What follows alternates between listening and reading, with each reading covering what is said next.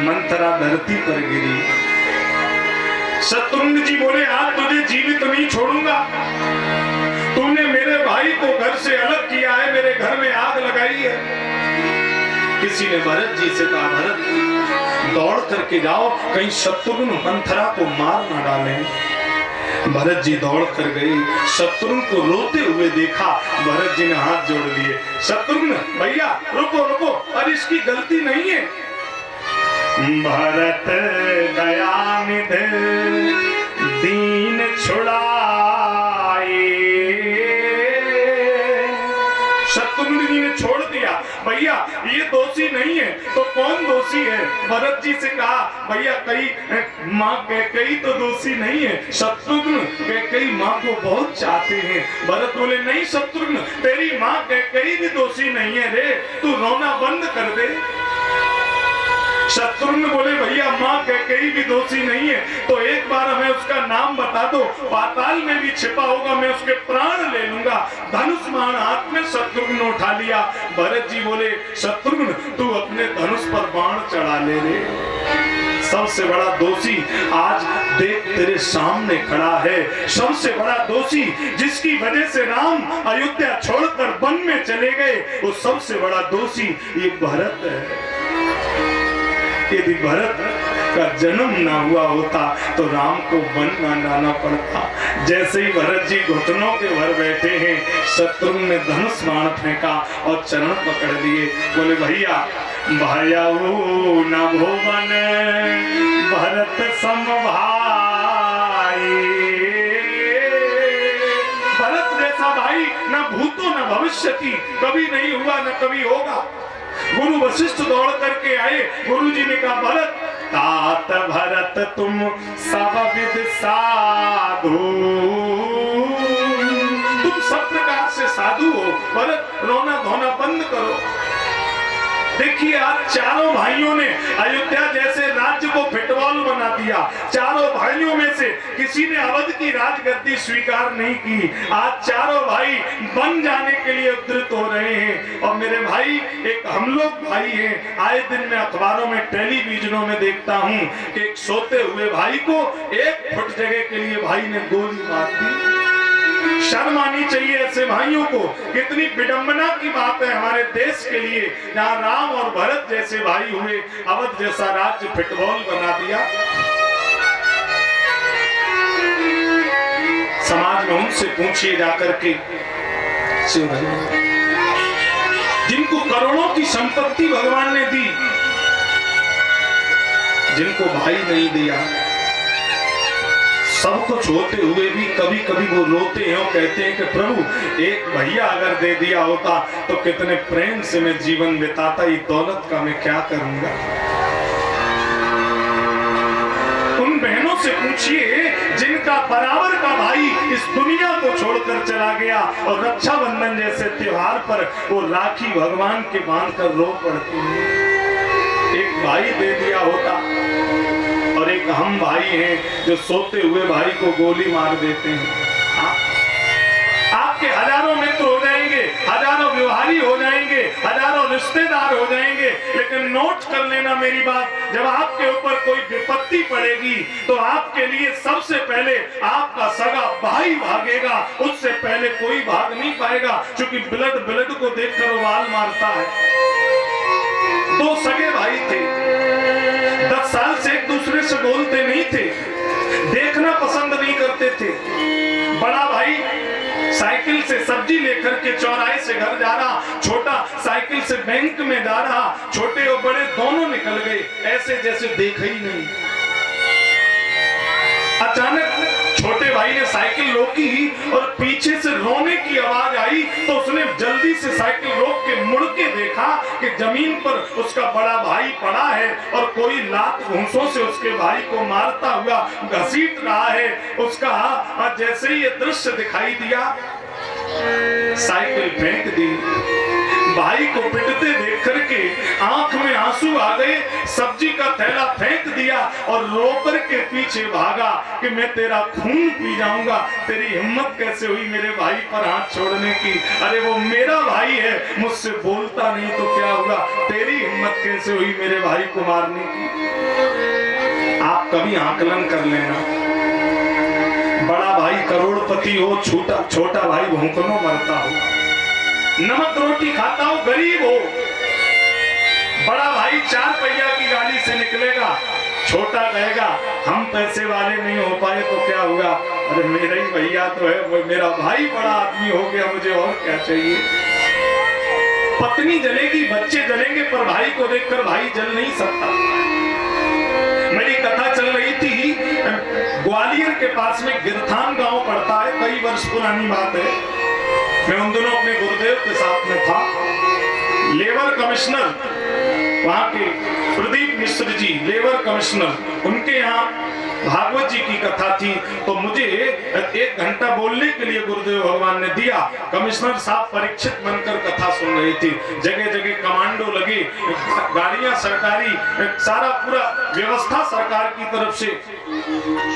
मैंने भाई भाई का संवाद वहां रखा तो कमिश्नर साहब इतने रोए कि रोते रोते उनका बीपी डाउन हुआ, वो बेहोश होकर गिर गए। मेरी कथा रोक दी, अपने कमरे में चला गया। कमिश्नर साहब को होश आया, बोले आचार्य जी कहाँ हैं?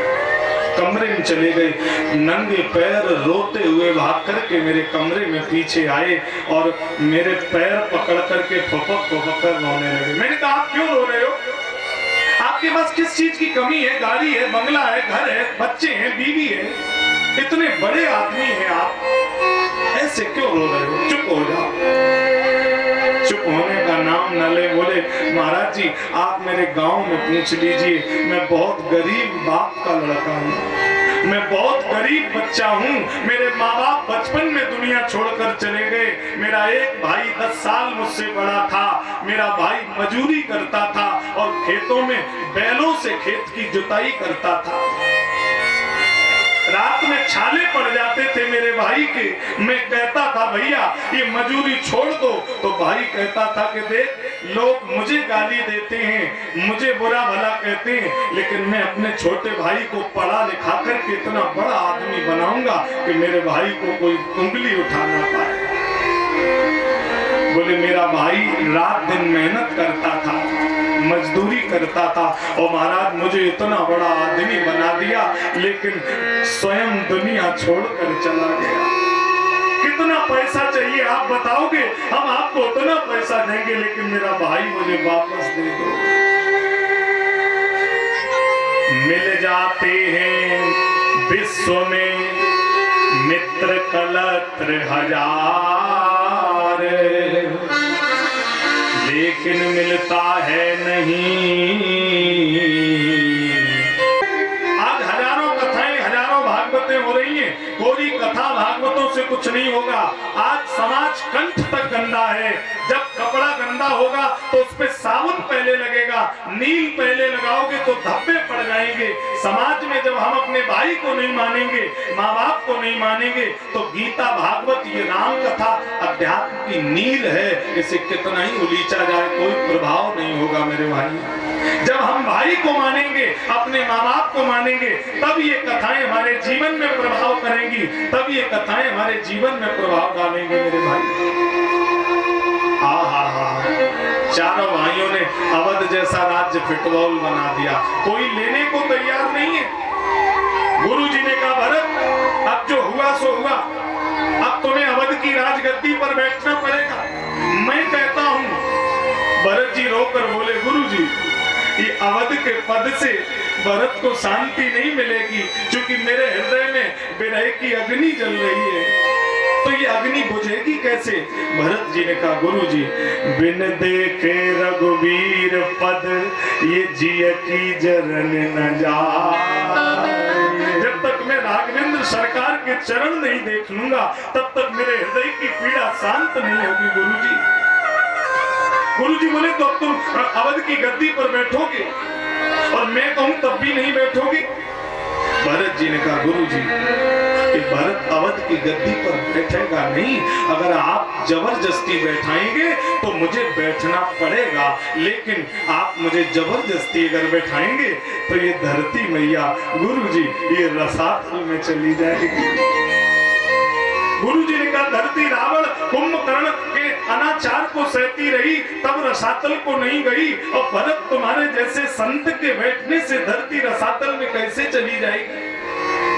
भरत ने कहा गुरुदेव, धरती मां जानती है कि रावण कुंभकर्ण दुराचारी है, लेकिन दुराचारियों का काम जिस दिन राम का भैया करने लगेगा उस दिन ये धरती भरोसा किस पर करेगी। मोहे बरियान राज देव जब ही रसा रसातल जाई तवही।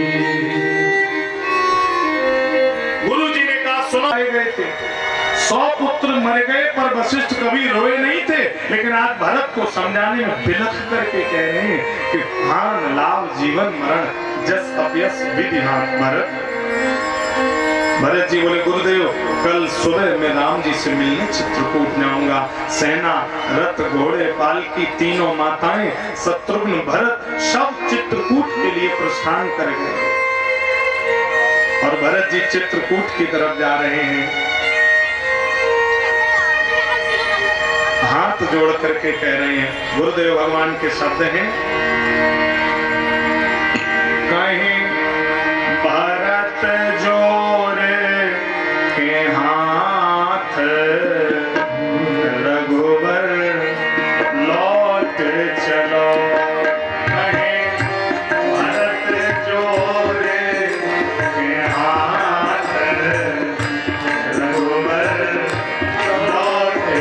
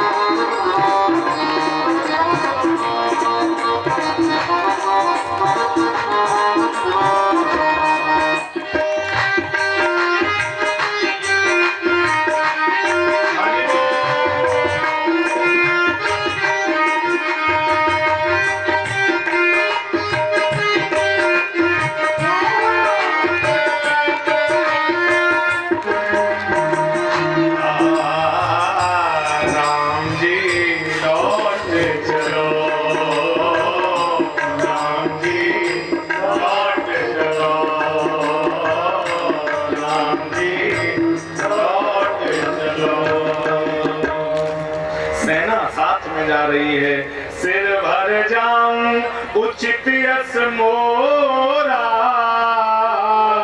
सब ते सेवक धर्म गए। वहां से भरत जी सर के ढल गए हैं, और जहां राम जी रथ पर गए वहां तक भरत जी पैदल गए हैं। बोले स्वामी के चरणों पर सेवक का सर होता है, सेवक का पैर नहीं होता। ये श्रद्धा देखिए भरत जी की। सेना धूल उड़ा रही, निषाद ने देखा कि ये सेना लेकर कौन आ रहा। बोले भरत जी आ रहे हैं चित्रकूट में। निषाद भाग करके गया, अपने गांव में आवाज लगाई, सारे घाट रोक दिए जाएं, भाला कांचा लेकर के पेड़ों पर झाड़ियों में छिप जाओ। हमें लगता भरत जी के मन में प्रलोभन है कि राम जी को वनवास में जाकर के मार दे और जीवन पर्यंत निष्कंठ राज्य को भोगे। कांटा भाला ले लेकर के छिप गए। निषाद को मन में बड़ी पीड़ा है। निषाद दौड़ करके गया। लखन लाल जी राम जी की पूजा के लिए पुष्प तोड़ रहे थे। निषाद पीछे खड़े होकर रोने लगा।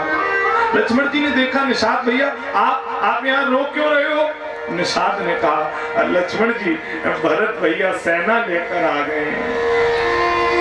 लक्ष्मण जी ने कहा, सेना लेकर काहे को आए हैं? बोले मालूम नहीं है, मन में बड़ा दुविधा है, कहीं राम जी को मारना तो नहीं चाहते। राम जी बोले क्या हुआ लक्ष्मण? भैया आज मेरा धनुष बाण मुझे दे दो, लेकिन आज मुझे रोकना मत। आज जो सतशंकर करे सहाय। अगर भैया भरत सेना लेकर के यहाँ आए और आपकी तरफ जरा भी तिरछी नजर की तो पहले लक्ष्मण को मारना होगा। और आज मैं प्रण करता हूँ 100 शंकर भी इसकी मदद कर दें, तब भी आज ये मेरे हाथ से जीवित नहीं जाएगा। मेरा धनुष बाण मुझे दे दो। राम जी ने लक्ष्मण का धनुष बाण उठाकर फेंक दिया। बोले चले जाओ और इसको मार करके आना, ये जीवित रहने योग्य नहीं है।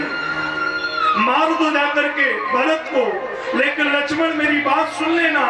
तुम 100 शंकर की बात कर रहे हो, मैं कहता हूं अगर 1000 राम तुम्हारी मदद करेंगे तब भी तुम भरत का बाल बांका नहीं कर पाओगे। लक्ष्मण ये वो भरत है। आज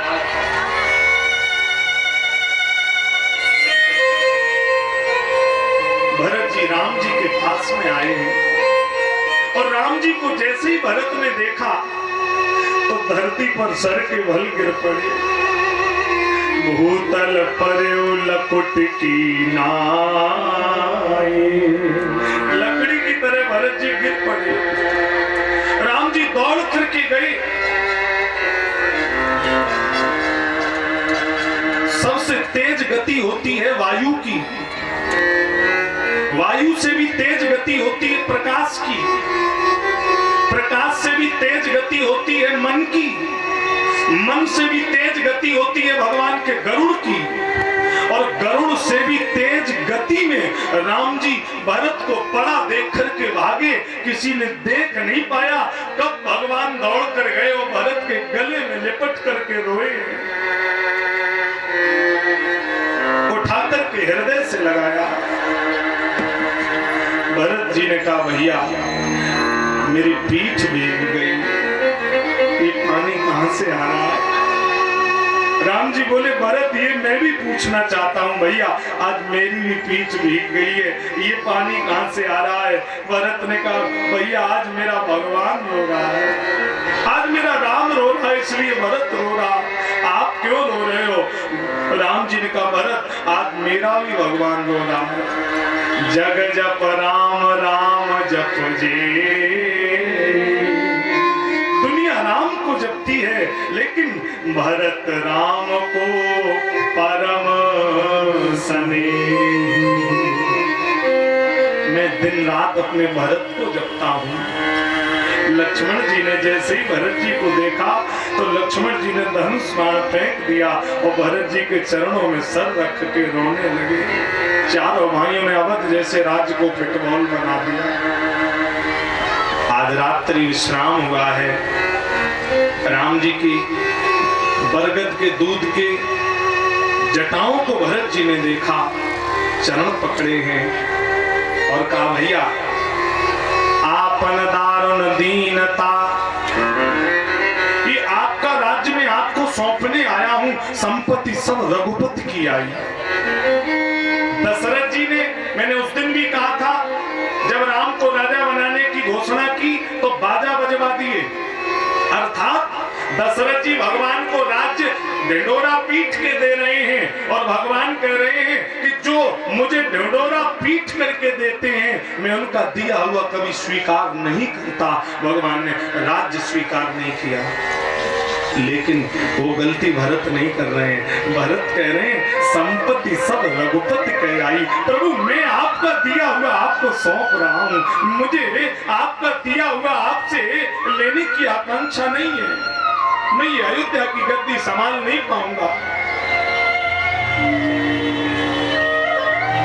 भगवान ने भरत को अपने पास बैठाया है और कहा भरत अब जो हुआ सो हुआ, तुम अब अयोध्या लौट जाओ। और अपनी खड़ाऊं भरत को दी है भगवान ने। खड़ाऊं का अभिप्राय यह है कि भरत ने कुछ नहीं लिया लेकिन सब कुछ ले लिया। गुरु कमजोर हो सकता है, गुरु का शरीर कमजोर हो सकता है, लेकिन मैं दावा करता हूं किसी भी गुरु की खड़ाऊं कभी कमजोर नहीं हो सकती है। गुरुदेव की खड़ाऊं में बहुत शक्ति होती है। गुरु एक बार कमजोर हो जाएगा पर पादित्राण कमजोर नहीं होगी। आज भरत ने वो खड़ाऊं ले ली और राम जी कह रहे हैं क्या, भरत भैया मेरी ले जा खड़ाऊं, भरत भैया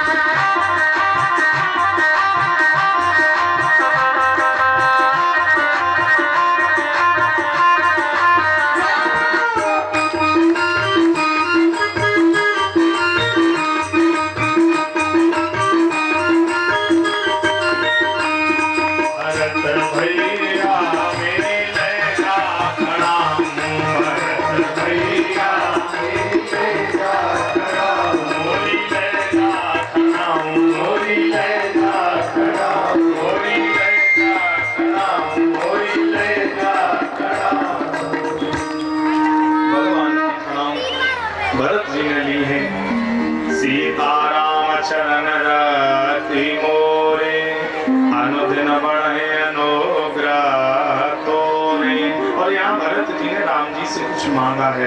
क्या मांगा है आप भी सुन लीजिए। बोले अर्थ न धर्म न काम रुचि, गत न चाहूं निर्वाण,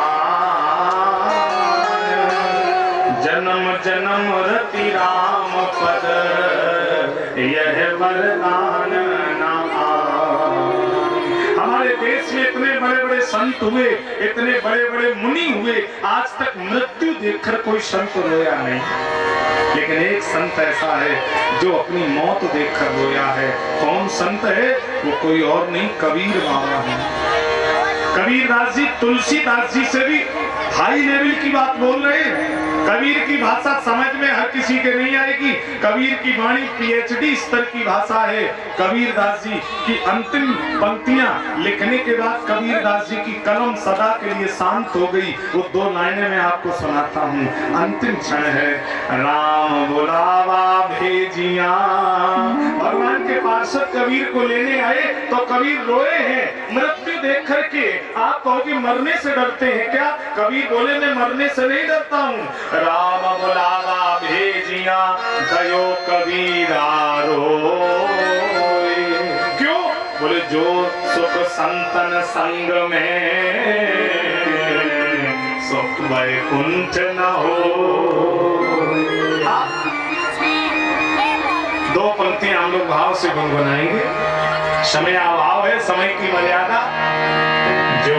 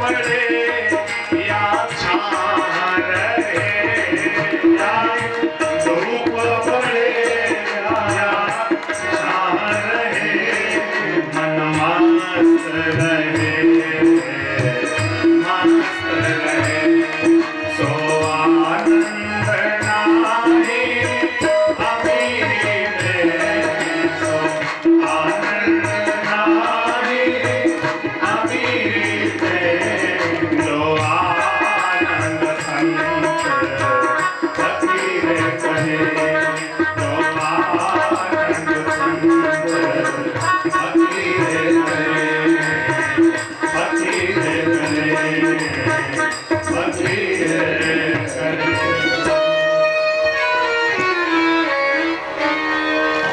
सींचे अधर्म के वृक्ष जिते तिनमें विष के फल फूल फरेंगे, जीवन राह में और अनेकन पाप के पूरे पहाड़ अरेंगे, बिंदु हमें न कछु डर है, ये जहान के संकट लाख परेंगे, है ये उछाह श्री जानकी नाथ ने बाह कही है तो निवाह करेंगे। अगर उन्होंने हाथ पकड़ा है तो निर्वाह भी वही करेंगे मेरे भाई। राम जी अपने बंदों की खुद ब खुद करते हैं निगरानी। किसी मंत्री के यहाँ जाओगे, उसका आप पीए होगा, सचिव होगा, विशेष सचिव होगा, सेक्रेटरी होगा, लेकिन भगवान के यहाँ कोई सचिव और सेक्रेटरी नहीं। भगवान अपने बंदों की खुद ब खुद करते हैं निगरानी, और नया बिस्तर, नया दाना, नया मज्जा, नया पानी।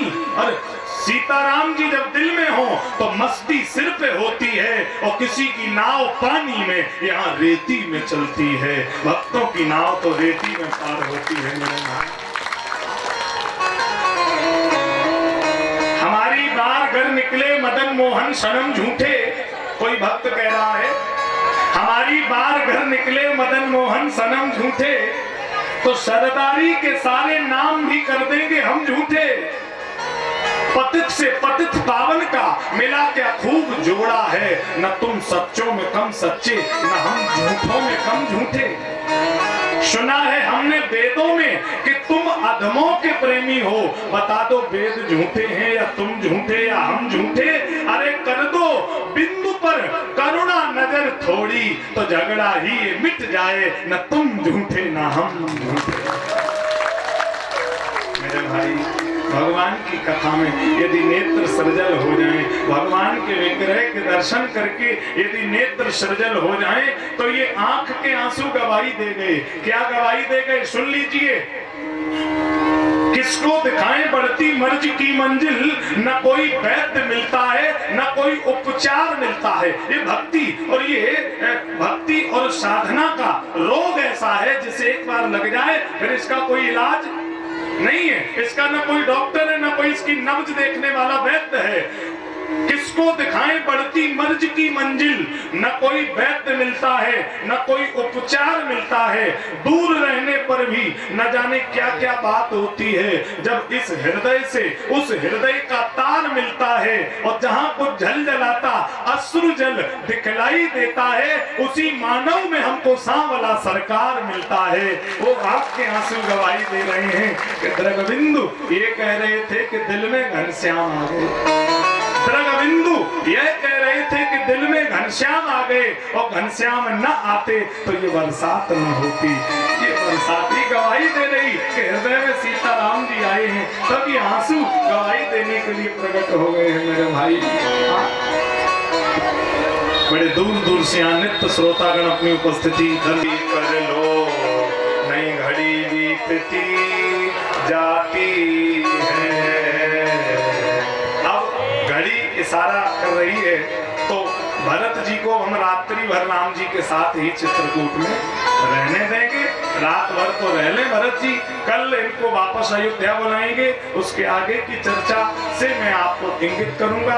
बड़े सुंदर सुंदर प्रसंग अभी आने हैं। गिद्धराज जटायु का प्रसंग है, शबरी माँ का प्रसंग है। हाँ, तो बड़े मार्मिक प्रसंग अभी राम कथा के आपको श्रवण करने हैं। आइए हम लोग सीधे हरि नाम संकीर्तन की तरफ चलेंगे, उसके बाद मंगलमयी आरती की तरफ जाएंगे। काला माला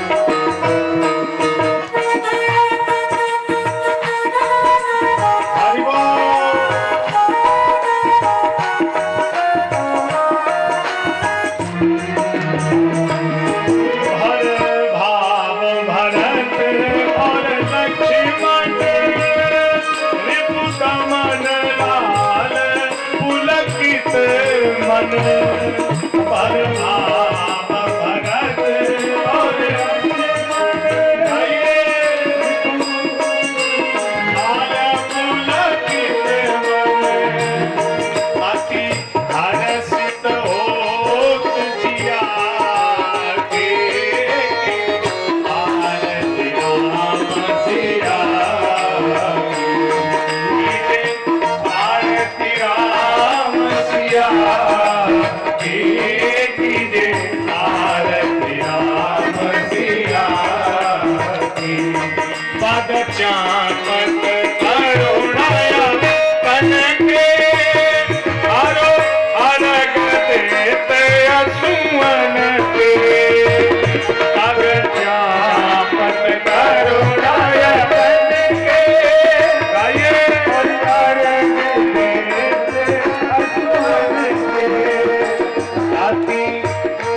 विकसित होत जिया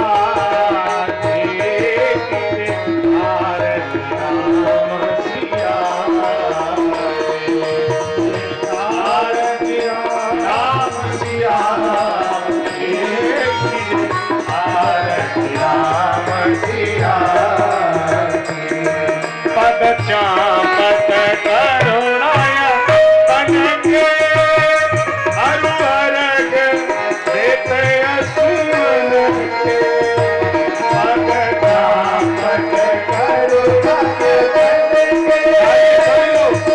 अरुअरग देते असुमन के प्रभु आरती मंगलकारी शव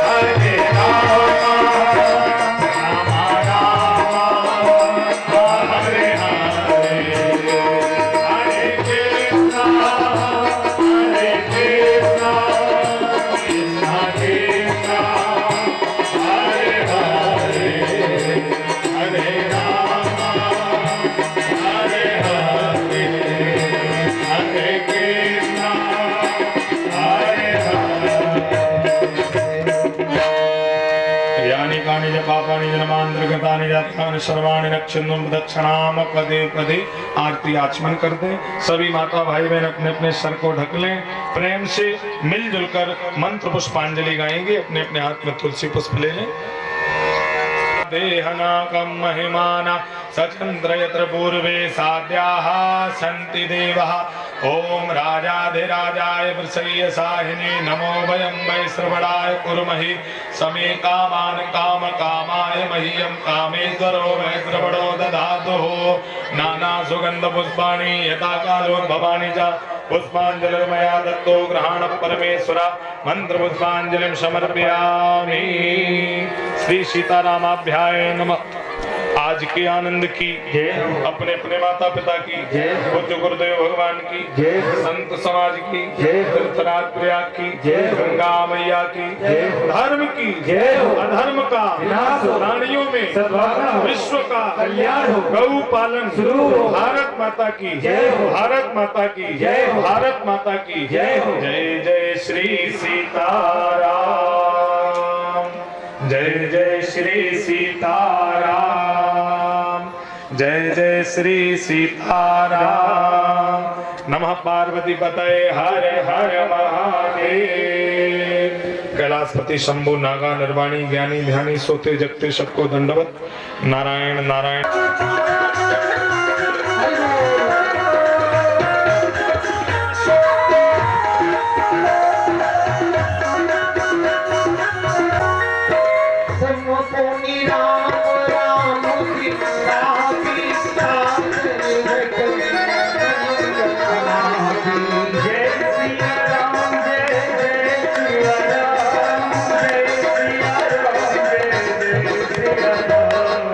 अब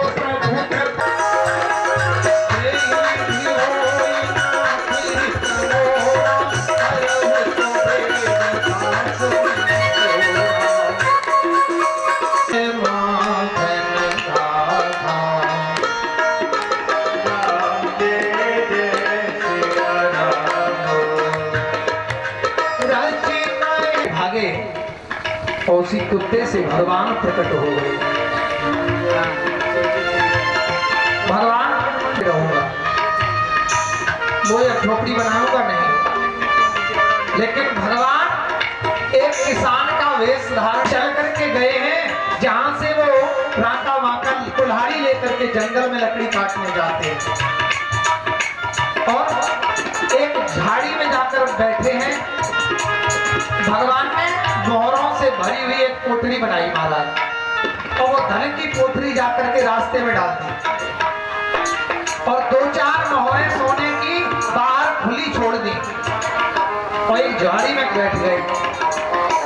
और राका बाका दोनों पति पत्नी कुल्हाड़ी लेकर कंधे पे रखे हुए आ रहे हैं, और जैसे ही आए तो पति राका आगे था, और उसने देखा अरे ये तो धन पड़ा हुआ है। सोचा मेरी पत्नी पीछे आ रही, कहीं इसका मन जो चाहो आपन कल्याणा, जो चाहो आपन कल्याणा, जस सुमति शुभ गति सुख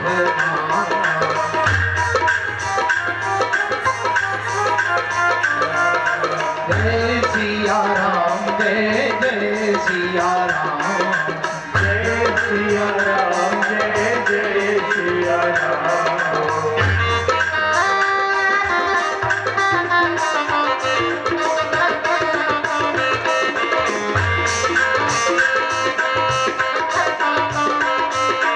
जय हो सीताराम जी की जय हो।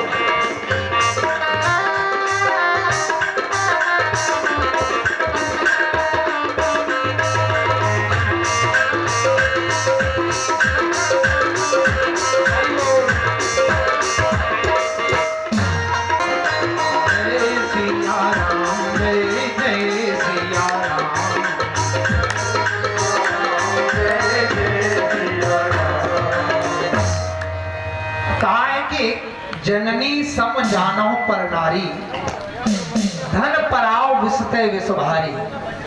ये 2 सूत्र जीवन में जिसके आ जाएंगे उसका कल्याण हो जाएगा। धन दूसरे का, विष से भी भयंकर विष, और जननी के समान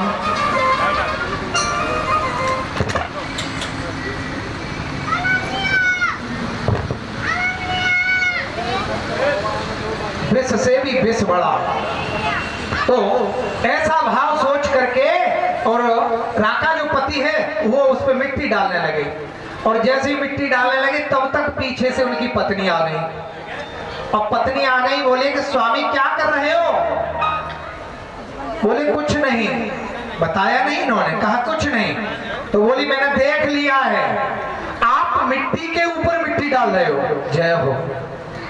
इनकी पत्नी की नजर में ये धन भी, सोना भी, मोहरें भी मिट्टी ही है, और ऊंचा भाव है। और उसको छोड़ करके ये दोनों लकड़ी काटने चले गए। झाड़ी में बैठे हुए भगवान ने कहा नामदेव देख लिया, देखो हम तो देना चाहते हैं और ये ले ही नहीं रहे हैं, ये तो छोड़ के चले गए धन की पोटली। बोले प्रभु और कुछ इनकी मदद करो। चलो कल देखते हैं, कल इनको लकड़ी में सहयोग करेंगे जाकर के। और लकड़ी काट के लेके आए हैं, और धन बेच करके और फिर साधुओं की पंगत सेवा कर रहे हैं, विदाई दक्षिणा कर रहे हैं साधुओं की। संतों की सेवा और पंगत साधु की कराने से बहुत बड़ा फल होता है, करोड़ों यज्ञों का फल प्राप्त होता है। इतनी बड़ी महिमा संत सेवा पंगत की है। संतों को जब भोजन कराने बुलाओ तो उनके थाली में चावल डाल करके चरण धोना चाहिए, और वो चरण जो धोया हुआ जल जो है वो लेकर घर में मार्जन कर देना चाहिए। और फिर उसके बाद संतों को पंगत कराओ और उनकी विदाई दक्षिणा दो। यदि आपने दक्षिणा नहीं दी तो भोजन भी महाराज अधूरा है। जानते हैं संत लोग, सब जानते हैं इस चीज को कि संतों का अधूरा सम्मान हुआ, अधूरी पंगत हुई। तो राका वाका जो है दोनों संत सेवा करते हैं। दूसरे दिन भगवान गए और इनके जाने से पहले जंगल में सूखी सूखी सारी सूखी लकड़ी तोड़ करके और ढेर बना के लगा दिए, गट्ठर बना के रख दिए। और भगवान और नामदेव एक तरफ फिर छुप करके देखने लगे और राका वाका आए और आकर के इन्होंने देखा, अरे आज तो हमसे पहले भी कोई लकड़हारा आ गया और उसने कोई लकड़ी अपनी काट के रख ली। चारों तरफ घूमते रहे, किसी भी पेड़ पर कोई सूखी लकड़ी नहीं मिली और दोनों बेचारे इस तरह सोच करके चले गए कि हम किसी दूसरे की काटी हुई लकड़ी को नहीं लेंगे और घर वापस चले गए। उस दिन साधु सेवा में भी विक्षेप हुआ और दोनों के दोनों उस दिन भूखे ही सो गए। मेरी संत सेवा नहीं हुई, साधु पंगत नहीं हुई, इसलिए आज मैं भोजन भी नहीं करूंगा। भगवान ने कहा, देखा नियम नामदेव, मैं तो देना चाहता हूं लेकिन मेरे प्यारे भक्त लेते ही नहीं है, अनन्य भक्त हैं। और गीता में एक श्लोक आया है, गीता में 9वें अध्याय का 22वां श्लोक है और बड़ी अच्छी बात भगवान कहते हैं, अनन्यास चिंतयन्तो माम ये जना पर्युपासते तेषां नित्याभिमुक्तानां योगक्षेमं वहाम्यहम्।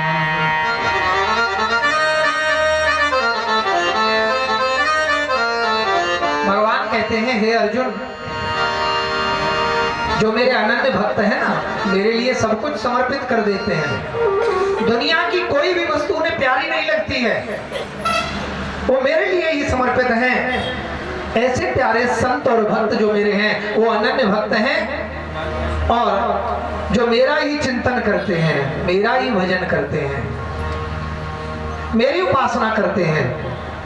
तेसाम नित्याभिमुक्ता नाम योग क्षेमम वहाम्यहम्। मैं उनका योग और क्षेम स्वयं ही बहन करता हूं।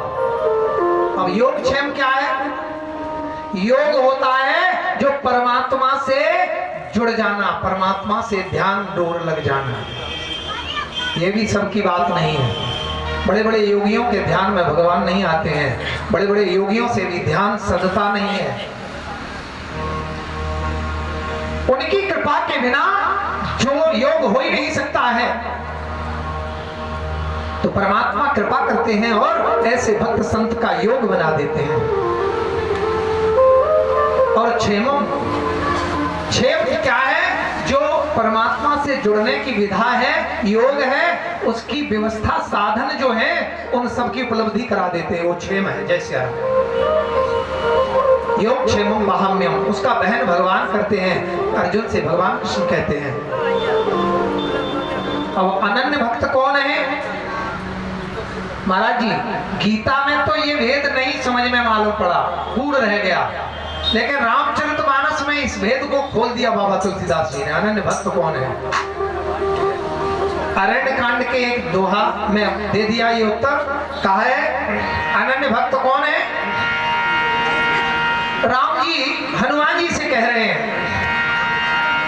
सो अनन्य जाके अस मति नटरे हनुमंत, मैं सेवक सचराचर रूप स्वामी भगवान, मैं सेवक सचराचर रूप स्वामी भगवान। हेलो श्री राधे।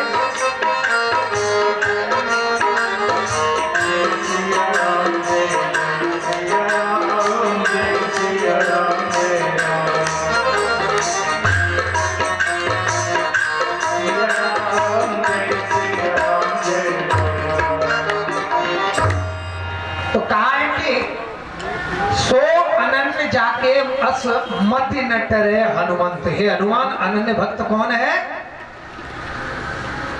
मति नटरे हनुमंत, जिसकी मति बुद्धि जो है वो मुझ में लगी रहे, चाहे जहां चाहे जैसे से कर्म काम कर रहा है, जिस कर्म में अपने में लगा हुआ है वो मुझे समर्पित करके कर रहा है। और क्या कर रहा है, कैसे कर रहा है? सेवा भाव से। मैं सेवक, स्वयं को सेवक मान रहा है, और सचराचर जितना चर अचर जो है सब में भगवान का रूप सीताराम जी देख रहा है, सब में प्रभु है।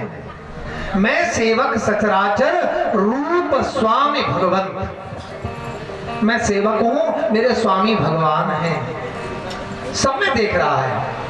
बच्चे हैं, परिवार है, उनमें भी सीताराम जी दिखाई दे रहे हैं। व्यापार है, खेती है, नौकरी है, ये सब भगवान का काम है, भगवान की सेवा है। पशु जानवर जो भी है सब भगवान की सेवा, भगवान के हैं।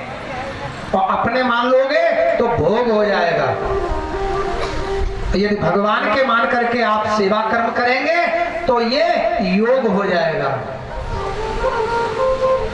भोग और योग में ही अंतर है, क्योंकि यहाँ सीताराम जी नित्य निवास कर रहे हैं। आज भी सीताराम जी रह रहे हैं, आज भी सीताराम जी गए नहीं है यहाँ चित्रकूट से।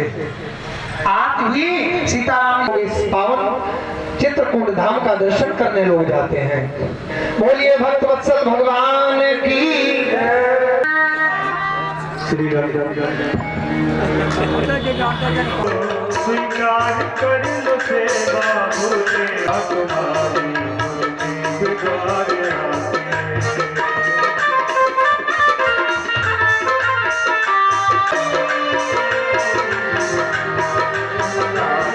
जितने भी सच्चे मन से गुरुवर तुम्हें मनाया, आपों से कर गया वो जीवन सफल बनाया। तुम्हारी हो जिंदगी उजागर,